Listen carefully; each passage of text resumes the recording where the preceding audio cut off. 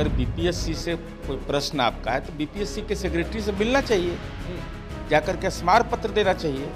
लेकिन यह प्रदर्शन का जो तरीका है प्रतिबंधित क्षेत्र में, वह न्यायोचित कहीं से नहीं ठहराया जा सकता। प्रतिबंधित क्षेत्र में प्रदर्शन करने से बचना चाहिए। भाई करिए ना प्रदर्शन, तो सबको अधिकार प्राप्त है। नहीं तो लाठी चलवाइएगा। भाई जब अच्छा बीपीएससी ऑटोनोमस बॉडी है, बीपीएससी के अंदर बहुत सारी परीक्षाएं लेता है, उसके कागजात है, उसके प्रपत्र है, तो वहाँ एकदम प्रवेश निषेध नहीं, एकदम सीधा खोल दे गेट। शिक्षक छात्र अनुपात में देश में नंबर 1, राजनेताओं में कोई जोड़ा नहीं है। नंबर 1 संपत्ति के मामले में लालू जी का और लालू जी का परिवार। शिक्षकों की नियुक्ति पर अपनी मेधा पर भरोसा करिए और सरकार पारदर्शी तरीके से बगैर जमीन लिखवाए, बगैर एक पैसा लिए नियुक्ति से पदस्थापन की प्रक्रिया चल रही है। तो जब नियुक्ति के पहले कोई शर्त था ही नहीं और जब अनुरोध किया गया, सरकार उस पर संवेदनशील है ही, कमेटी बना ही दी है, छुट्टी के बारे में औपचारिक रूप से छुट्टियां बढ़ाई दी गई है। अब 2 मांगे महत्वपूर्ण है, एक है ट्रांसफ़र का मामला है और दूसरा मामला है कि स्कूल के टाइमिंग का। पहले नियुक्ति के लिए लोग रहते हैं, नियुक्ति के बाद पदस्थापन के लिए, पदस्थापन के बाद प्रोन्नति के लिए, ये तो अंतहीन सिलसिला चलते रहेगा, लेकिन अधिकतम लोगों को संतुष्ट जरूर कर देंगे। नमस्कार, मेरा नाम प्रेम है और आप लाइव स्ट्रीम देख रहे हैं। बीपीएससी टीआरई 3 के छात्र कार्यालय के बाहर पहुंच गए, जहां पे छात्रों पर लाठी चलने की बात हो रही है। देखिए, छात्रों का कहना है कि 1 कैंडिडेट 1 रिजल्ट। बात करने के लिए हमारे साथ जेडीयू के कद्दावर नेता हैं, एमएलसी है नीरज कुमार। छात्रों पर लाठी चलने लगी। देखिए, प्रतिबंधित क्षेत्र में प्रदर्शन किया जाना न्याय संगत नहीं है। लोकतंत्र में सबको अपनी बात कहने का अधिकार है। तो गर्दनी बाग उसके लिए निर्धारित स्थल है। गर्दनी बाग में प्रशासन के पदाधिकारी भी रहते हैं। अगर बीपीएससी से कोई प्रश्न आपका है तो बीपीएससी के सेक्रेटरी से मिलना चाहिए, जाकर के स्मार पत्र देना चाहिए।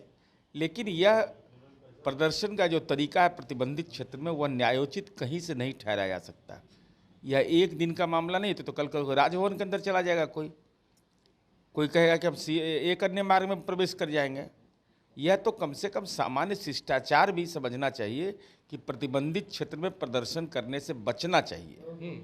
भाई करिए ना प्रदर्शन, तो सबको अधिकार प्राप्त है। नहीं तो लाठी चलवाइएगा। भाई जब अच्छा बीपीएससी ऑटोनोमस बॉडी है, बीपीएससी के अंदर बहुत सारी परीक्षाएं लेता है, उसके कागजात है, उसके प्रपत्र है, तो वहाँ एकदम प्रवेश निषेध नहीं, एकदम सीधा खोल दे गेट कि चले जाइए सब लोग। अब पूरे तहस नहस कर दिए व्यवस्था को। ये अधिकार किसको मिलता है? विपक्ष के नेता हैं, विधायक हैं, वो कह रहे हैं कि जो छात्र सड़क पर उतर रहे हैं उनके साथ हम हैं, अपनी हक की आवाज़ तो उठा रहे हैं, अपनी हक की मांग तो कर रहे हैं। कौन बोल रहे हैं?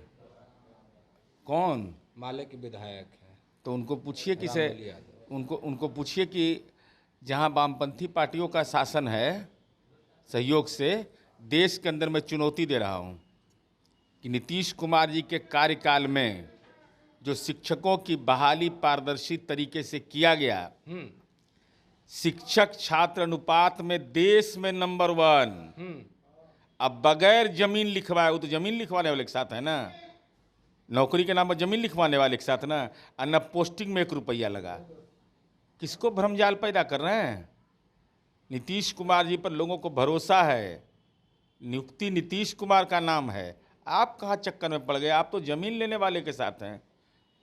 रामबल्ली जी, आप तो विधायक हैं, आपको है जमीन पटना में, और उनको है 43 बीघा 12 कट्ठा 16 धूर, तो आप तो रह गए बीपीएल। 43 कट्ठा की बात कर रहे हैं आप, पर जिस तरीके से छात्र मांग कर रहे हैं 1 कैंडिडेट 1 रिजल्ट, इसमें क्या है? इस संबंध में बीपीएससी को निर्णय लेने का अधिकार है। लेकिन मेरी व्यक्तिगत राय यह है कि भाई ये आप कैसे बांध सकते हैं? कोई भी लड़का है, अगर मान लीजिए कि वह बीपीएससी में एग्ज़ाम दिया और यूनिवर्सिटी सर्विस कमीशन में भी उसका सिलेक्शन हो गया, तो आप कहिएगा कि नहीं आपको जाना ही नहीं होगा, आप बॉन्ड बांधिए। ये कहाँ से तरीका है? भाई एक लड़का है, अगर आपको अपनी योग्यता पर भरोसा है, मार्क्स पर हमको परीक्षा पर भरोसा है, तो हम एक ही कक्षा के लिए देंगे ना एप्लीकेशन, हायर एजुकेशन के लिए देंगे या प्राइमरी भी एजुकेशन के लिए देंगे। तो फॉर्म भरिएगा सब जगह ही लाभ में, कि यहाँ हो गया नहीं तो वहाँ हो जाए। और जब उसको खाली रखेगा तो कितना दिन रिक्ति रह जाएगी, तो लंबा समय गुजर जाएगा। भाई वेटिंग लिस्ट कहाँ नहीं रहता, कौन ऐसा विभाग की नियुक्ति जिसमें वेटिंग लिस्ट नहीं रहता है। जो लोग नियुक्ति जो छूट जाएंगे, अगर सीट वैकेंट रहेगा तो बहाल हो जाएंगे। तो इससे अच्छी बात और क्या हो सकती है। पर छात्र जो अभ्यर्थी हैं वो तो नाराज है ना इससे। अरे छात्र में वो ना नाराज हैं जो मांग कर रहे हैं। अब बाकी जो परीक्षा दे करके जो सफल उम्मीदवार हो जाएगा वो नाराज काहे के लिए रहेगा, वो ज्वाइन करेगा कि नाराज होगा। अरे भाई सफलता, कोई भी नियुक्ति होती है तो सफलतम विद्यार्थी तो आभार व्यक्त करता है नीतीश कुमार जी का ना। गांधी मैदान में तालियों की गड़गड़ाहट से गूंज गया था पर जब शिक्षक नियुक्ति हुई थी तब। कह तो रहे कि तेजस्वी यादव के भरोसे हुआ था, तेजस्वी यादव थे तो हुआ, नहीं थे तो इसके पहले इस तरीके का हुआ था कभी। मैंने उसके पहले गांधी मैदान में एगो नियुक्ति हुआ था, 3 लाख से ऊपर नियुक्ति उसके पहले ही हम कर चुके थे, मालूम है कुछ। उनके माँ पिताजी बोला भले 33,000 का नियुक्ति टोटले हुआ था। सिपाही में बहाली, बेटियों की बहाली में देश में नंबर 1 हुए थे, तेजस्वी यादव के नेतृत्व में हुआ था। जीविका दीदी में हम देश में नंबर 1 है तो तेजस्वी यादव के नेतृत्व में हुआ था। अरे नंबर 1 आप रह सकते हैं संपत्ति के मामले में, राजनेताओं में कोई जोड़ा नहीं है। नंबर 1 संपत्ति के मामले में लालू जी का परिवार। नंबर 1 ईडी सीबीआई का मुकदमा झेलने में नंबर 1। नंबर 1 कि कोई ऐसा सगा नहीं जिसको संपत्ति के लिए दागा नहीं।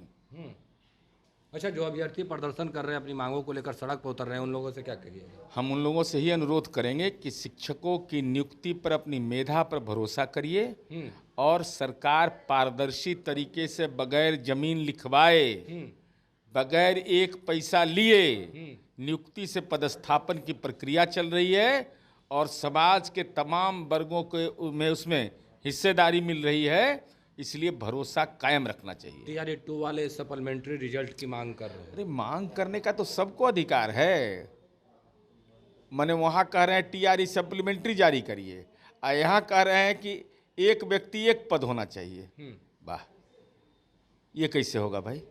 ये दोनों में सामंजस्य है कहीं? दोनों में सामंजस्य हमारी समझ से नहीं बैठता है।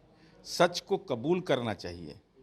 अरे सप्लीमेंट्री रिजल्ट देगा नहीं देगा ये तो बीपीएससी को अधियाचना जो शिक्षा विभाग भेजेगा उसके आधार पर तय होगा, और इसके लिए तर्कपूर्ण तरीके से अपना मांग स्मार पत्र रखना चाहिए। नारा लगाने से बेहतर होगा लेखनी में ताकत रखनी चाहिए। चलिए, लेखनी में ताकत रखने की बात कर रहे हैं, पर नियोजित शिक्षक काउंसलिंग करवाया जा रहा है, पर ट्रांसफ़र पोस्टिंग को लेकर लगातार सवाल खड़े हो रहे हैं। जो शिक्षक हैं वो चाहते हैं गृह जिला हो जाए, अगल बगल में हो जाए, ताकि ड्यूटी करने में परेशानी ना हो। शिक्षकों की नियुक्ति के लिए पूर्व शर्तों में से कहीं यह नहीं था कि हमारा गृह प्रखंड में हो जाए, गृह जिला में हो जाए, हमारे गांव में हो जाए। नीतीश कुमार जी की सरकार खुद संवेदनशील है। माननीय शिक्षा मंत्री भारतीय पुलिस सेवा के वरीय पदाधिकारी रहे हैं, आईपीएस एडीजी रैंक के रहे हैं, और उनके पिता जी संविधान सभा के सदस्य रहे हैं। तो किस शिक्षा मंत्री का दायित्व किनको मिला ही समझ में आ गया। तो उन्होंने खुद सदन में कहा है कि महिला, दिव्यांग एवं पति पत्नी को प्राथमिकता दी जाएगी। इस संबंध में कमेटी का निर्माण हुआ है। तो जब नियुक्ति के पहले कोई शर्त था ही नहीं और जब अनुरोध किया गया, सरकार उस पर संवेदनशील है ही, कमेटी बना ही दी है, छुट्टी के बारे में औपचारिक रूप से छुट्टियां बढ़ाई दी गई है। अब 2 मांगे महत्वपूर्ण है। एक है ट्रांसफ़र का मामला है और दूसरा मामला है कि स्कूल के टाइमिंग का, वह भी उसके भी नतीजे जल्द आ जाएंगे। हो जाएगा नहीं, मनचाहा तो भगवानों नहीं चाहते, तो भगवान चाहते हैं ऐसा कोई परिवार मिला है जो हर कोना से सुखी हो? ऐसा कोई दुनिया में परिवार मिला जो हर तरह से संतुष्ट हो कि हे भगवान अब हमको कुछ नहीं चाहिए।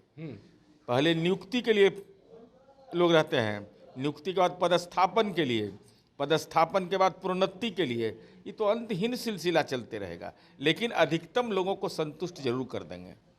चलिए, क्या कुछ कहते हैं जेडीयू एमएलसी नीरज कुमार। हमने आपको तमाम बयानों को सुनवाया। फिलहाल के लिए इतना ही। बने रहे लाइव। धन्यवाद।